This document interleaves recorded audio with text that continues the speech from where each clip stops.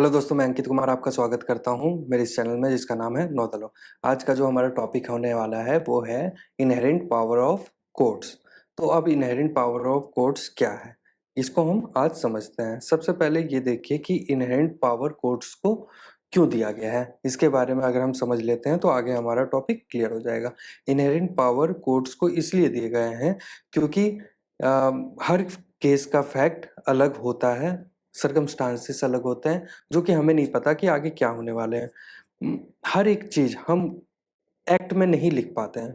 CPC में हर एक चीज़ के बारे में नहीं लिखा हुआ, ऑल्दो इट इज़ काफ़ी लेंथी है सीपीसी। अगर इस चीज़ में हम देखें तो इसमें एक-एक प्रोविज़न अच्छे से बताया गया है। जो एक नॉर्मल लॉ हो सकता है उसको इसमें अच्छे से बताया गया है। लेकिन काफ़ी सारे सर्कमस्टांसेस होते हैं, फैक्ट्स होते हैं जिसके बारे में कहीं भी मेंशन नहीं होता। अब उन केसेस में हम कौन से सेक्शन, कौन से ऑर्डर के अंडर एप्लीकेशन लगाएँगे, वो हमें नहीं पता, या फिर उस सिचुएशन के बारे में कोई सेक्शन या ऑर्डर लिखा हुआ ही नहीं है। तो उस जगह पे हम क्या करेंगे?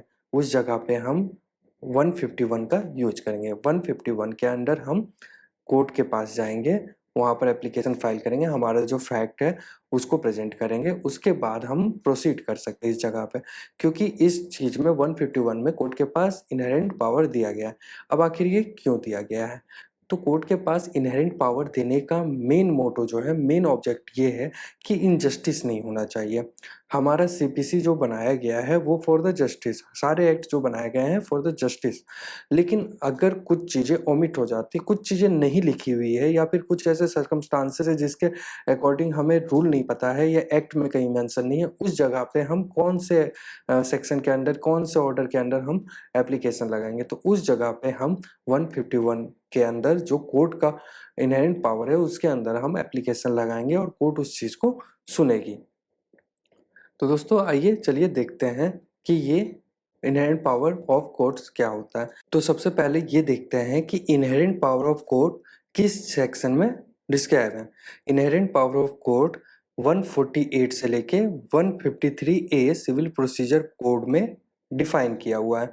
अब 148 क्या है, 149 क्या है, ये सब चीज़ें हम आगे समझते हैं।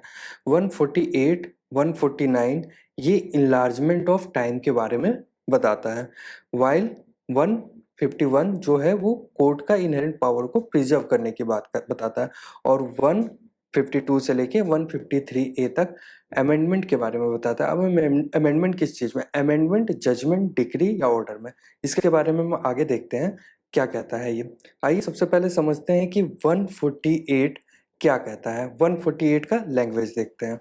148 अकॉर्डिंग टू सेक्शन 148। अब इससे पहले ये है कि 148 के लिए अमेंडमेंट आया था 1999 में। तो इसमें दो दो चीज़ें हैं। एक अमेंडमेंट से पहले मैं पढ़ता हूँ, वो क्या है? Where any period is fixed or granted by the court for the doing of any act prescribed or allowed by this court, the court में in its discretion from time to time enlarge such period even though the period originally fixed or granted may have expired। तो ये simple सी बात कह रहा है कि enlargement of time के बारे में कहा गया है। enlargement of time उन केसेस में जिसमें सीपीसी में कुछ टाइम फिक्स किए गए हैं, कुछ एक्ट्स में, कुछ ऑर्डर के अंदर, किसी किसी प्रोविजन में कुछ टाइम फिक्स किए गए हैं कि इस टाइम लिमिट के अंदर आपको चीज़ें करनी है। वो टाइम अगर पार हो जाता है, वो टाइम अगर एक्सपायर हो जाता है, तो उसके बाद 148 के अंडर जज को पावर है, इनहेरेंट पावर है कि वो उसको एनलार्ज कर सके। अब इसमें प्रॉब्लम ये है, इसके अमेंडमेंट आने के पीछे प्रॉब्लम ये है कि इसमें ये नहीं बताया गया है कि कितना एनलार्ज कर सकता है। It could be 1 month, 1 year, 10 year, 20 year, कुछ भी हो सकता है, ये कोर्ट के ऊपर है। तो मतलब इसलिए इस पे डिले इन जस्टिस होने लगा था। अब इसमें अमेंडमेंट जो आया 1999 में, उसमें क्या किया गया? लैंग्वेज इज सेम, बट उसमें एक चीज़ ऐड कर दिया गया कि not exceeding 30 days in total. मतलब 30 डेज से ज़्यादा नहीं आप एक्सटेंड कर सकते। ये आपका इनहेरेंट पावर का यहाँ पर कैप लगा दिया गया है कि आप 30 डेज से ज़्यादा नहीं कर सकते with the recording of sufficient reason, जो भी रीजन है। दोस्तों जैसा कि मैंने बताया था कि इनहेरेंट पावर जो है कोर्ट का, वो इनलार्जमेंट ऑफ टाइम सिर्फ सीपीसी के लिए ही है। सीपीसी में जो प्रोविजन है ये अदर स्टैट्यूट पे लागू नहीं होता। और इसको इनहेरेंट पावर जो है ये as a matter of right हम कोर्ट्स के सामने डिमांड नहीं कर सकती। It's upon the description of the court. आप जाओ, आप एप्लीकेशन लगाओ, कोर्ट अगर उसको सही मानती है, आपके फैक्ट से सेटिस्फाइड होती है तो आपके लिए वो टाइम इनलार्ज कर देगी। लेकिन इसको आप as a matter of right आप नहीं मांग सकते। बस आप रिक्वेस्ट कर सकते हो, कोर्ट के ऊपर है। कोर्ट को अगर फैक्ट्स एंड सर्कमस्टांसेस समझ में आया, फेवरेबल लगा तो वो आपके फेवर में फैसला देगी और इनलार्ज कर देगी टाइम को। Now comes to the section 149। ये क्या कहता है? ये कहता है deficiency in court fee. Court के पास इनहेरेंट पावर है कि अगर डिफिशियंट होता है आपका कोर्ट फी तो कोर्ट अलाउ करती है कि आप प्रोसीड करो, आप court with in the due course of time आप पे कर देना कोर्ट को, जो कोर्ट फी है वो आप पे कर देना। जैसा कि दोस्तों आप सब लोगों को पता है कि अभी रिसेंटली पेंडेमिक आया हुआ था। पेंडेमिक में क्या है कि अब इस सेक्शन को समझने के लिए आप समझिए कि पेंडेमिक में हमने काफ़ी ऐसे केसेस फाइल किए जिसमें कोर्ट फी रिक्वायर्ड है, बट हमने कोर्ट फी नहीं फाइल किया। तो इस सेक्शन के अंदर कोर्ट इसको प्रोसीड की थी। अगर पेंडेमिक की बात करें, कोविड-19 की बात करें, तो इनमें जितने भी केसेस हुए almost cases without court fees हुए हैं, क्योंकि कोर्ट के पास डिस्क्रिप्शन था अलाउ करने का। कोर्ट इस सेक्शन को इन्वोक करके 149 को इन्वोक करके पिटिशन अलाउड की थी।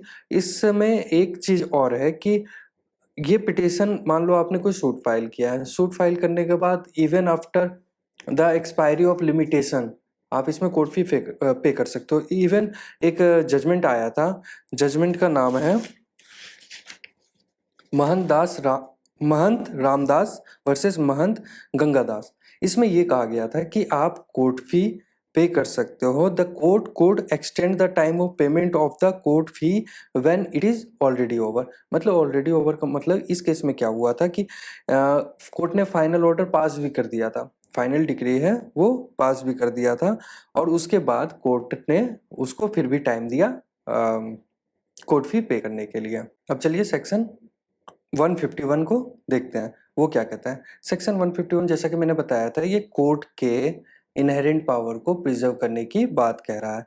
अब उसको प्रिजर्व करने की बात इसलिए कह रहा है क्योंकि इसी ने कोर्ट को 151 के अंदर इनहेरेंट पावर दिया। इनहेरेंट पावर का यही मतलब हो गया, जैसा कि अभी मैंने बताया कि this is for securing the end of justice and prevent from abuse of process of law. क्योंकि काफ़ी लोग इसके वजह से, अगर कोई एक्सप्रेस प्रोविजन नहीं है, एक्सप्रेस एक्ट नहीं है, तो उसके वजह से इनजस्टिस होगा या फिर अब्यूज होगा प्रोसेस ऑफ लॉ का।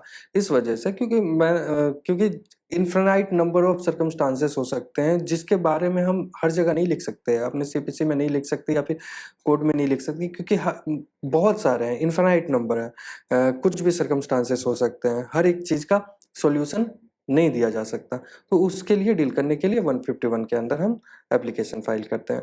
तो इसके अब ऐसा नहीं है कि ये मतलब हम इसमें 151 के अंडर बियॉन्ड द लिमिट जा सकते हैं, इसके भी कुछ लिमिटेशन है। तो आइए उन लिमिटेशन को समझते हैं कि वो लिमिटेशन क्या है।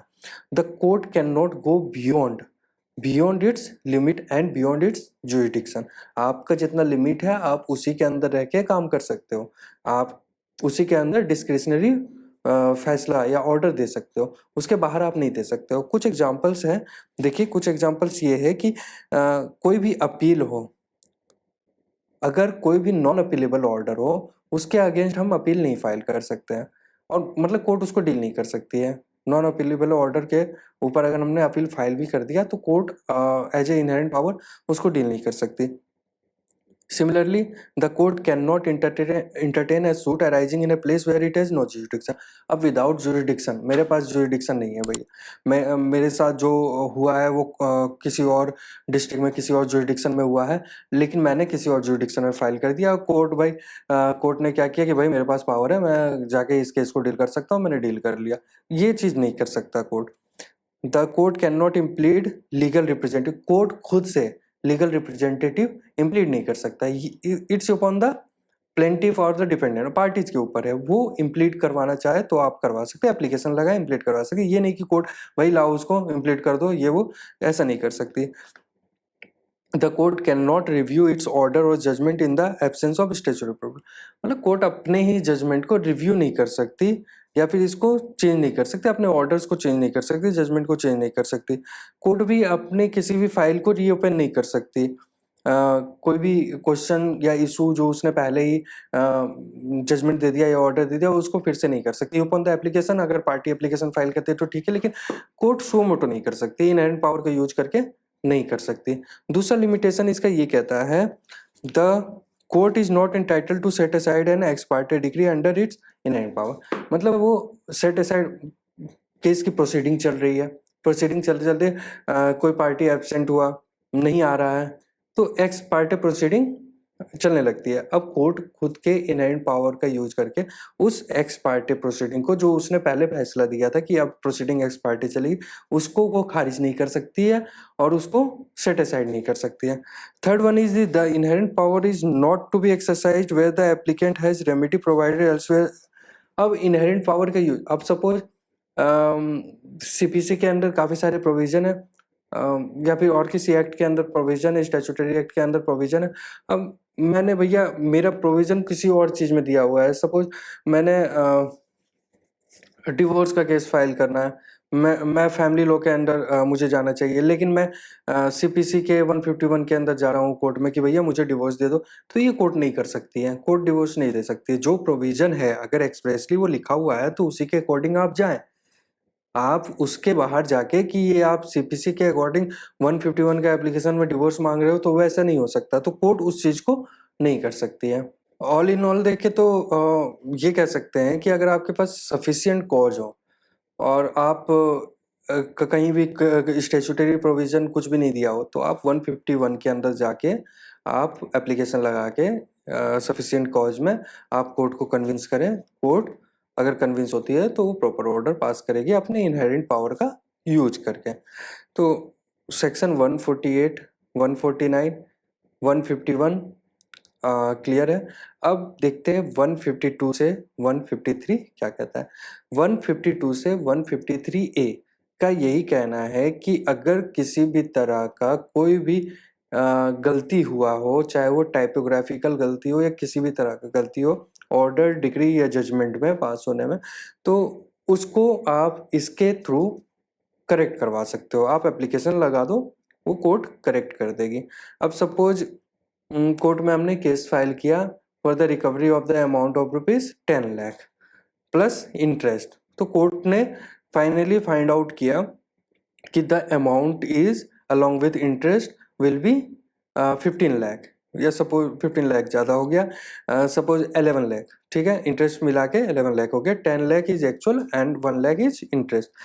लेकिन कोर्ट ने 11 लाख को 11,000 कर दिया अपने डिग्री में, गलती से टाइपोग्राफिकल मिस्टेक हुई हो, तो आप अमेंडमेंट के लिए एप्लीकेशन लगा दो, इसमें कोर्ट कर देगी इस चीज़ को। तो दोस्तों ये रहा इनहेरेंट पावर कोर्ट का, जिसके थ्रू हम कोर्ट को कुछ पावर दिए गए हैं और हम एप्लीकेशन लगा सकते हैं अगर कुछ स्टैट्यूटरी प्रोविजन कहीं भी एक्सप्रेसली प्रोवाइडेड नहीं है और हमारे पास सफिशिएंट कॉज है, हमारे पास सफिशिएंट ग्राउंड है उस एप्लीकेशन को लगाने का, तो हम 151 के थ्रू कोर्ट में एप्लीकेशन लगा सकते हैं। दोस्तों कैसा लगा आज का वीडियो? अगर आपको ये वीडियो पसंद आया तो इसे प्लीज़ लाइक करें, शेयर करें, इस चैनल को सब्सक्राइब करें। दोस्तों हमारा पेज है फेसबुक में, इंस्टाग्राम में, प्लीज़ उसे भी फॉलो करें। ऐसे ही कंटेंट देखते रहने के लिए इस पेज को, इस चैनल को सब्सक्राइब करें और बेल आइकन दबाएं ताकि आपको लेटेस्ट अपडेट प्रोवाइड होता रहे। चलिए आज के लिए बस इतना ही, फिर मिलते हैं अपने अगले वीडियो में, तब तक के लिए नमस्कार।